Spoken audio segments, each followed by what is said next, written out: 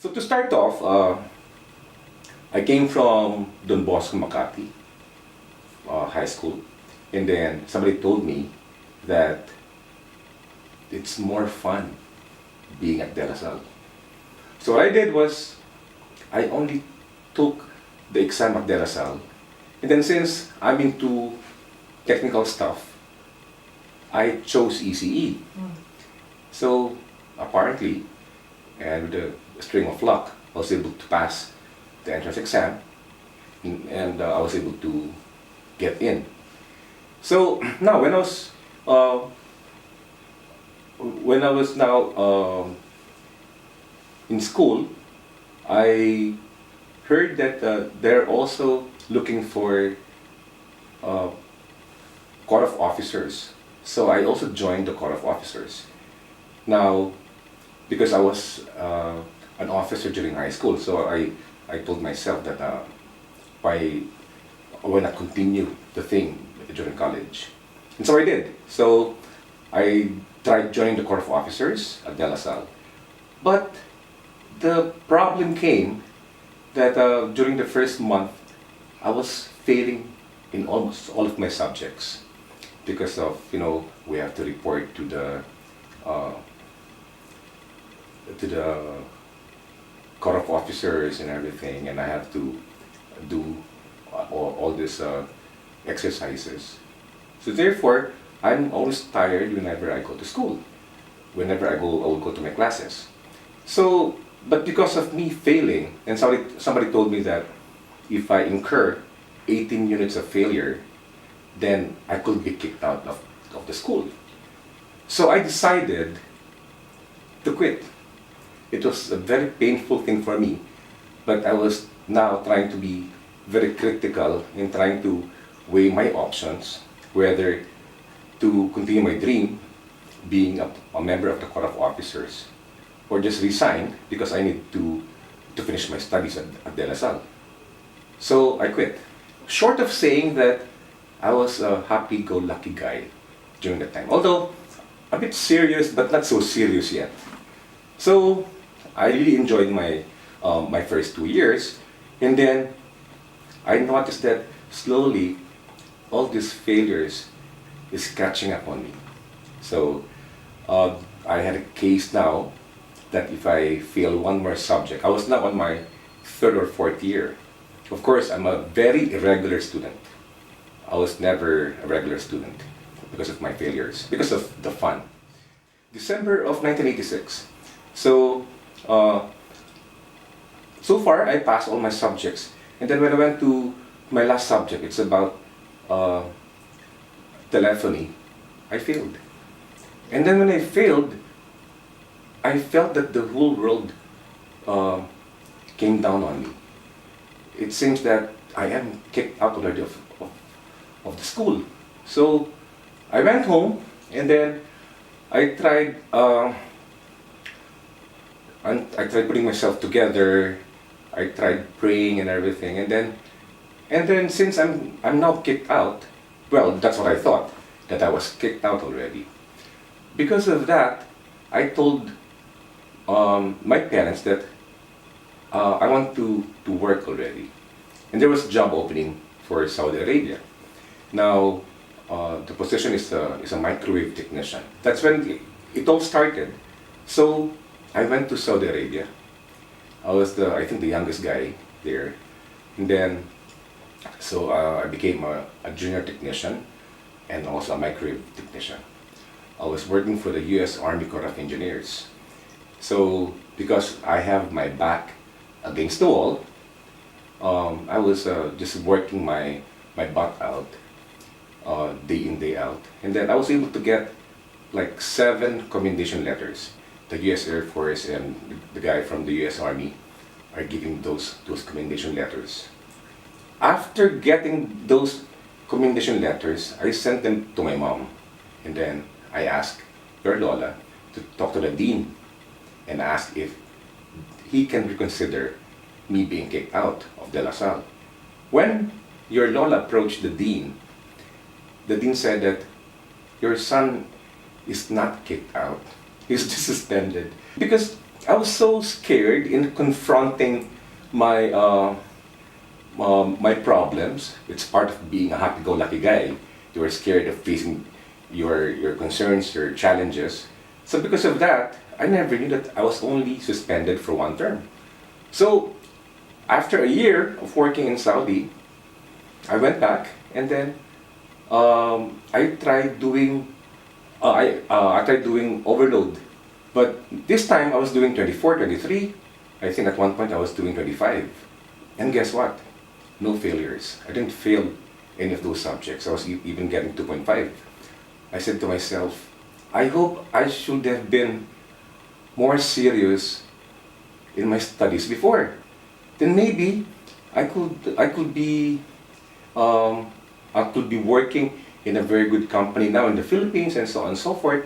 So but no, I have to take the long path, the hard path, and that's uh, being carefree and trying to uh, be a happy-go-lucky guy. But now, so since all of that have changed already drastically, so now I was able to finish ECE in 1 year. So 1988, I was able to graduate already. Yes, finally. And this time I have money because I was working already. So I opted to go back to Saudi, but not anymore as a junior engineer, but a full-fledged engineer and a consultant. So I was able to stay there for like 3.5 or 4 years. I was there during the Gulf War. I didn't bother going home. It's because that they pay extra money for the risk pay for you being there during the Gulf War. After total of 5 years working abroad, I told myself that I think that's about it. I need to go home. I'm not getting any younger. I need to find myself, someone, who can take care of me also. So when I came back, so I went to, well, somebody just gave my CV to EasyCall. During the time, EasyCall was a big company. They're the #1 paging company. So I was the one handling all the special projects for EasyCall. And then they have a project then because they're only into paging and they want to go into internet, and they also want to go into wireless to expand not just the paging but also voice. So now I was the one handling all their special projects in Cebu. After some time, after like 2 years, Nokia was looking for a guy who's both marketing and technical. And very rare can you find such a guy. And it's a lot easier for a technical guy to go to marketing than a marketing guy to go to technical. So now I have the best of both worlds. I was able to get a job, and then that's where the big break came. The salary was fine, the packages was quite okay, and then again, I looked up to the Lord, and then while praying, I asked Him, "Thank you." So He really fulfilled His promise, and that was He has lots of plans for me. And so far, I think only half are being unfolded in front of me. So I think I still have a long way to go. So now, I joined Nokia. With Nokia, I was the product marketing manager, handling anything that you see in a cell site, from the microwave equipment to the base station to the feeder cables and everything. Everything there, those are my responsibilities. From the design concept to the pricing and to the customer presentation and everything. So it's a very exciting thing. I was there in Nokia for 5 years, and this is the time that I was traveling almost every month. After that, Pacific Internet was looking for a marketing manager who's also technical. I joined Pacific Internet, and they got me as a marketing manager. Now, if you remember Pacific Internet, these are these are, before there was Pacific Internet, there was this uh, Extelcom, and then these are companies offering prepaid services. Okay, so after Pacific Internet, then the bigger break came. Now, I was able to have the opportunity to work in Cambodia. First, I became again a marketing manager for Millicom. Millicom, in the Philippines, they used to have Extelcom, and then eventually they they they didn't continue their partnership with Extelcom. Now, but they have a franchise. They have operations running in Cambodia. Eventually, I became the head of the fixed broadband service. See, the position's now building up. And then after being there for 2.5 years, I also joined a startup company in Cambodia, which offered me a CTO slash vice president position. Again, but this time to offer the wireless broadband service. So we have the fixed before, and now I'm doing the wireless broadband service.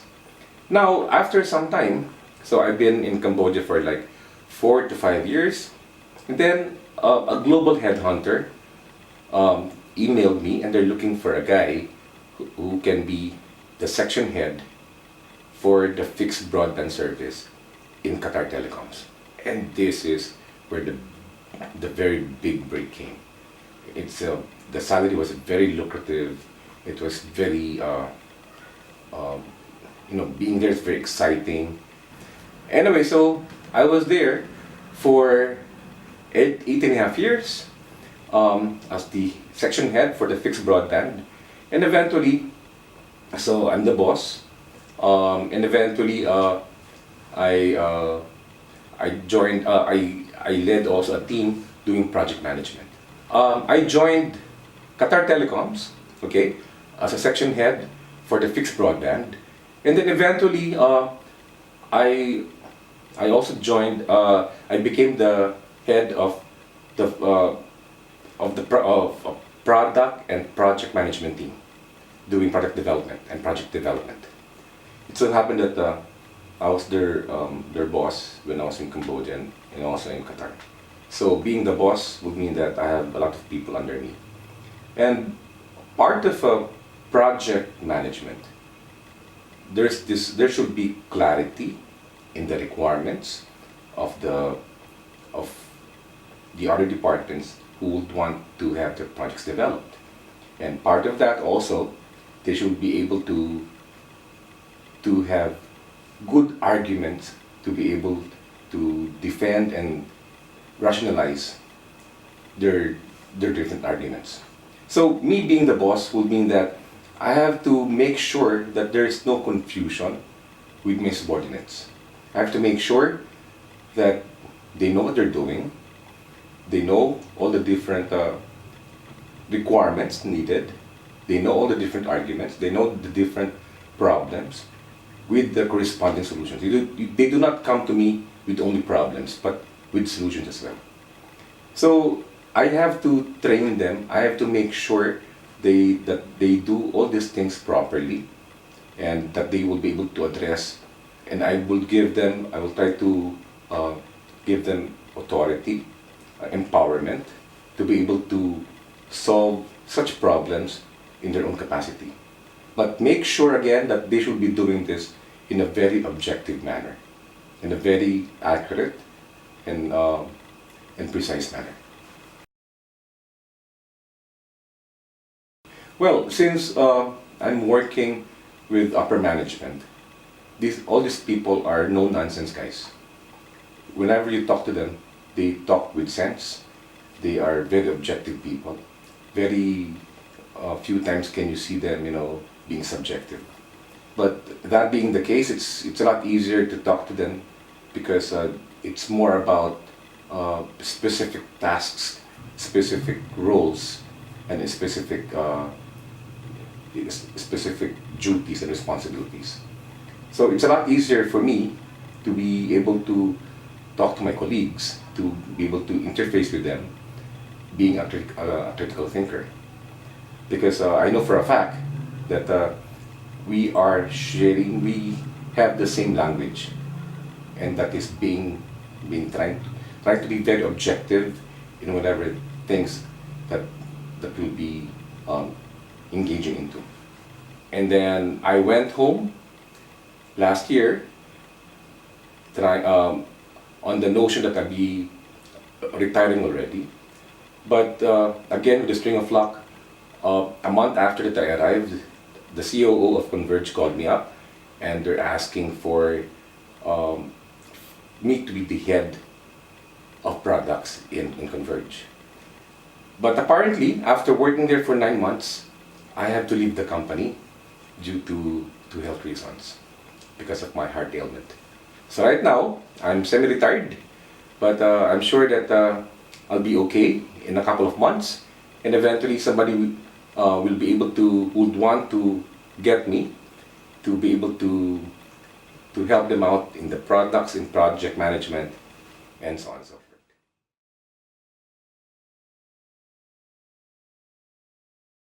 I remember during the time that I was in college, I was not even a critical thinker.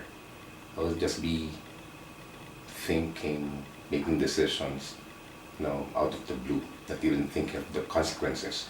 But right now, I've been trying to tell you guys that you always have to create all these use case scenarios. You have to make sure that the requirements have been clearly understood, because all problems, all concerns, all challenges have requirements. They're clearly we understand clearly what the problems, challenges are, and we try to formulate decisions, plans, strategies on how to attack them. But not only so, you also have to make sure that you have visited all the different use case, best case, and the worst case scenarios, so that you will not leave any stone unturned. And this being the case, you are really doing things objectively. And compared to how I was before, I'm way off now compared to where I am now.